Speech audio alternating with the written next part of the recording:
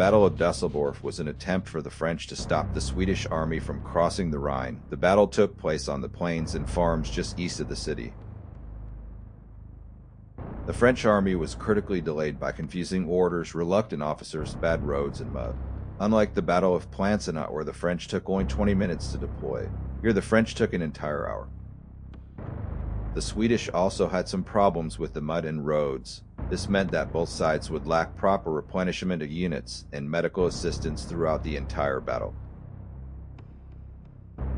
There was no major action in the first half of the battle. The battle would really begin on the afternoon, but it is good to see the actions that took place until it, and so the map will present you some of the movements both armies did on that time.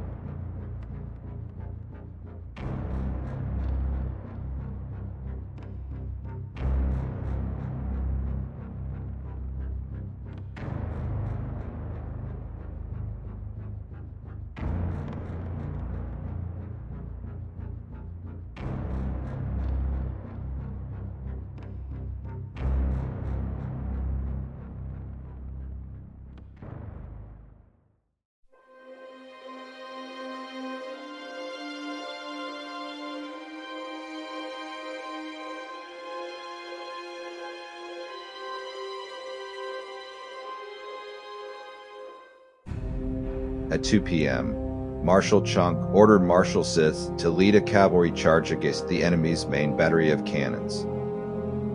But Sith did not have enough time to organize his cavalry. As the charge began, the Swedish battery unleashed hell. The disorganized cavalry was intercepted by enemy hussars and lancers.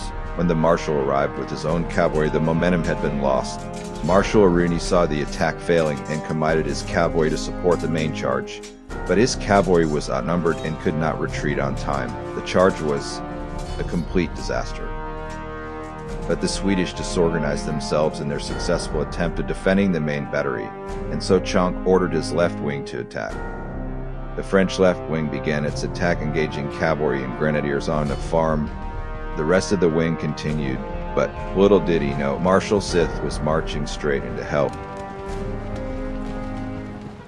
The Swedish Great Battery inflicted heavy losses on the main column. The survivors were then charged down by a large group of hussars and shattered. In the space of just 30 minutes, the French had suffered more than 5,000 casualties. To support the far left, now under heavy attack from dragoons and grenadiers, reinforcements were sent. With heavy losses, the French drove out some units. Heavy fighting would continue.